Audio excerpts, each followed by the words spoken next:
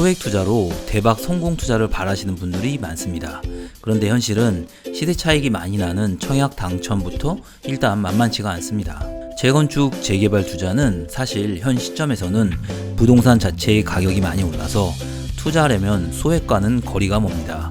그렇다면 소액 투자로 큰 수익을 올리는 가장 쉬운 방법은 아마도 과거로 돌아가는 일이 아닐까라는 생각이 듭니다.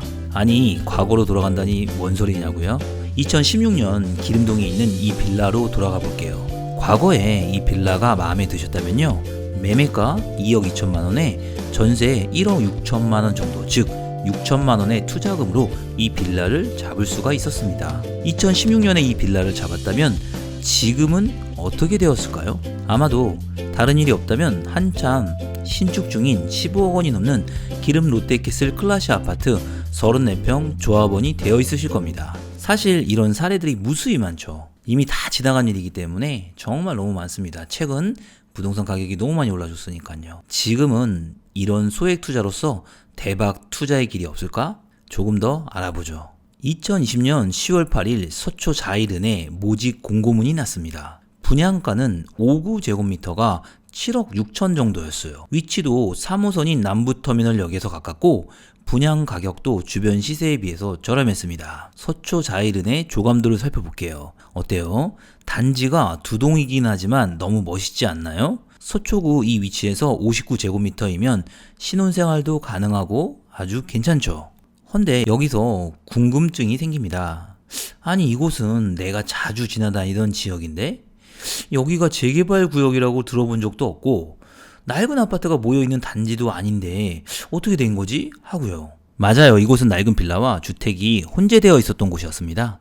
그런데 어떻게 새 아파트가 들어선 것일까요? 정답은 이제 우리가 이야기해볼 가로주택 정비 사업입니다. 가로주택 정비 사업은 노후 불량 건축물이 밀집한 가로구역에서 종전의 가로를 유지하면서 소규모로 주거 환경을 개선하는 사업입니다. 이름이 어렵나요? 쉽게 미니 재개발 또는 재건축이라고 부릅니다.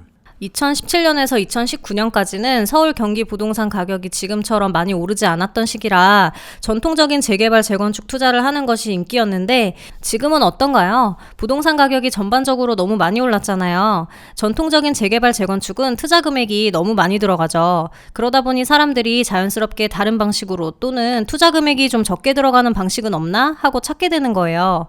그리고 소규모 재개발 재건축 사업, 미니 재개발이라고 부르는 이 소규모 주택 정비 사업이 주목을 받게 되었네요. 상대적으로 적은 투자 금액으로 새 아파트를 얻을 수 있는 방법입니다. 사진에 빌라들이 보이시나요? 이곳을 잘 들여다보시면 빌라 한 동이 있는데 이 빌라는 비교적 상태가 좋아서 매매 가격과 전세 가격이 큰 차이가 나지 않게 돼요. 만일 이 빌라에 투자했던 사람이라면 소액으로 새 아파트 소유자가 되는 거겠죠. 항상 생각하실 점은 소규모 재개발 재건축 사업은 기존의 재개발 재건축의 틈새 시장으로 떠오른 사업이라는 점입니다. 본질적으로 더 좋은 사업지는 당연히 기존 한남 뉴타운이나 압구정 현대 같은 대단지에 투자라는 것. 하지만 너무 비싸잖아요. 이렇게 정리할 수 있겠네요. 이 가로주택 정비 사업은 재개발과 재건축 같은 기존의 대규모 정비 사업이 지니고 있는 문제를 해결하고자 2012년 도시 및 주거환경정비법에서 규정하였습니다. 도시 및 주거환경정비법은 모든 재개발 재건축 사업의 모법이라고 생각하시면 좋습니다. 이런 모법의 작은 부분으로 가로주택 정비 사업이 규정되었고 이를 소규모 주택 정비 사업이라고 통칭하여 부릅니다. 사실 가로주택 정비 사업은 2012년도에 규정되었으니 상당히 빨리 도입되었다고 볼 수 있습니다. 도입되었을 당시 앞서 언급처럼 소규모 주택 정비 사업이라는 것은 상당히 생소했습니다. 이후 우여곡절을 거쳐 가로주택 정비 사업을 포함한 소규모 주택 정비 사업들을 규정하기 위해 빈집 및 소규모 주택 정비에 관한 특례법이 제정되었고 2018년 2월 9일 시행된 것입니다. 따라서 소규모 주택 정비 사업에 대해서는 이 2018년 빈집 및 소규모 주택 정비에 관한 특례법이 규정하고 우선이니 이 법의 내용을 이해하고 있으면 도움이 되시는데요. 많이 어렵지 않으니 함께 살펴보겠습니다. 법률 뒤에 제목에 특례법이라는 말이 붙듯이 조금은 혜택을 준다는 의미로 이해하시면 좋은데요. 무슨 혜택이냐면요. 초기에는 가로주택 정비 사업의 층수가 최대 7층으로 사업성이 떨어졌습니다. 정부는 법률 제정 이후 시간이 흐르면서 이 소규모 주택 정비에 관한 특례법 규정을 완화하고 혜택을 주었습니다. 또한 공급을 늘리려고 하는 정부의 의도와 맞물린 부분도 있고요. 그래서 지금의 소규모 주택 정비 사업이 수익성을 어느 정도 갖추게 된 것입니다. 투자 금액이 적게 들어가는 빌라를 사셔서 새 아파트를 받으시려는 분이나 서울 경기권 등의 작은 아파트 단지들의 소액 투자, 즉 기존의 재건축 정비 사업으로는 수익성이 낮아 가격이 낮고 투자를 꺼렸던 아파트를 저렴하게 매입해서 새 아파트를 받고 싶으신 분들은 이 빈집 및 소규모 주택 정비에 관한 특례법을 잘 분석해야 합니다.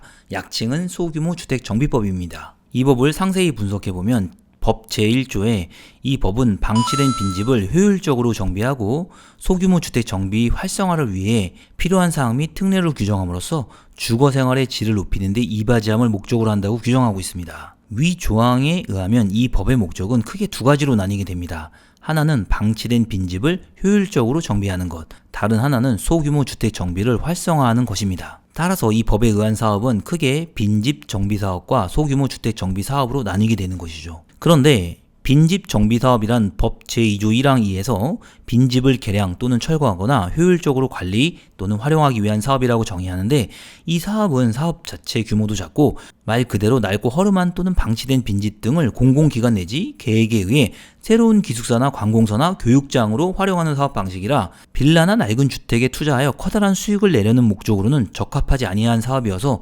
우리가 자세히 살펴봐야 하는 내용은 아닙니다. 우리가 관심 있는 사업은 소규모 주택 정비 사업인 것이죠. 법 제2조 1항 3에 의하면 소규모 주택 정비 사업이란 이 법에서 정한 절차에 따라 노후 불량 건축물의 밀집 등 대통령으로 정하는 요건에 해당하는 지역 또는 가로구역에서 시행하는 다음 각목의 사업을 말하는데, 종류로는 세 가지입니다. 자율주택 정비 사업, 가로주택 정비 사업, 소규모 재건축 사업, 이 세 가지 종류를 규정하고 있습니다. 조금 더 이 법의 체계를 들여다보면 법 제2조 2항에서 이 법에서 따로 정의하지 아니한 용어는 도시 및 주거환경정비법에 정하는 바에 따르며 법 제3조에서는 이 법은 빈집 정비사업 및 소규모 주택정비사업에 관하여 다른 법률에 우선하여 적용한다고 규정하고 있습니다. 이 법의 미비한 부분은 다시 모법인 도시 및 주거환경정비법에 의하여 사업 진행을 하는 것입니다. 자, 그렇다면 여러분들이 가지고 있거나 투자하려는 빌라나 작은 아파트는 자율주택 정비사업,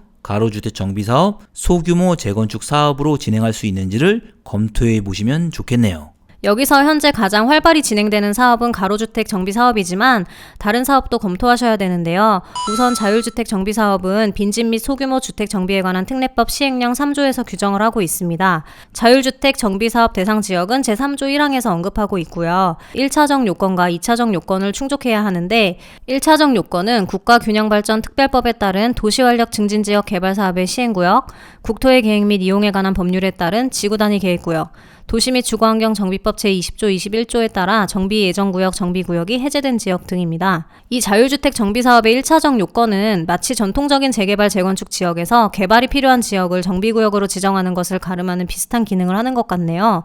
이 1차적 요건을 충족하고 다음 두 가지에 2차적 요건을 충족해야 됩니다. 2차적 요건 두 가지는요. 첫째, 노후불량 건축물의 수가 해당 사업 시행구역의 전체 건축물 수의 3분의 2 이상이고, 둘째는 해당 사업 시행구역 내 기존 주택의 호수 또는 세대수가 기존 주택이 모두 단독이면 10호 미만, 기존 주택이 모두 다세대이면 20세대 미만, 기존 주택이 단독주택과 다세대 주택으로 구성된 경우는 20채 미만인 것입니다. 자율주택 정비 사업의 요건을 보니 어떤 느낌이 드셨나요? 가장 큰 특징은 사업 대상 규모가 상당히 작다는 것이죠. 자율주택 정비 사업은 예를 들어 말해보면 뉴타운 해제 구역에서 이곳의 단독주택과 다세대 주택 20채 미만이 사업을 벌이는 것이죠. 핵심은 20채 미만으로 사업을 벌이는 것이니 생각보다 사업 규모가 작아서 자율주택 정비 사업은 큰 수익이 나는 부분이 아니게 됩니다. 그러므로 이 자율주택 정비 사업은 크게 부각되는 사업은 아닙니다. 응용을 한다면 서울의 풍납동이나 면목 등에는 아직도 이런 류의 낡은 주택들이 존재합니다. 이런 주택들이 아래와 같은 신축 빌라 등으로 탄생할 수 있는 것이죠. 그래서 소규모 주택 정비 대부분의 관심은 가로주택 정비 사업과 소규모 재건축에 모여 있습니다. 이 두 가지 사업 방식이 중심이 되는 건데요. 가로주택 정비사업은 시행령 3조 2항에서 언급이 되는데요. 1차적 요건으로 국토교통부령으로 정하는 가로구역을 충족해야 합니다. 가로구역이 뭘까요? 첫째, 도시계획도로나 건축법에 따른 도로로 너비 6m 이상의 도로로 둘러싸인 일단의 지역을 말하고요. 둘째, 해당 구역의 면적이 1만 제곱미터 미만. 셋째, 해당 구역을 관통하는 도시계획도로가 설치되어 있지 않아야 한다는 요건을 모두 충족하는 구역을 말합니다. 쉽게 말해 1만 제곱미터 미만의 구역이 6m 정도의 도로로 둘러싸여 있는 곳에서 사업을 벌이는 것이고요. 아주 쉽게 표현하면 작은 규모의 개발 정도로 표현할 수 있겠네요. 그리고 2차적인 요건으로 면적이 1만 제곱미터 미만이고 노후 불량 건축물의 수가 전체 건축물 수의 3분의 2 이상, 기존 주택의 호수 또는 세대수가 기존 주택이 모두 단독주택인 경우 10호 이상, 기존 주택이 모두 공공주택인 경우 20세대 이상, 단독과 공동주택이 혼재한 경우 20채 이상일 것입니다. 즉 가로주택 정비사업은 1만 제곱미터 미만에서 200세대 미만으로 사업을 진행하는 방식이 되는데요.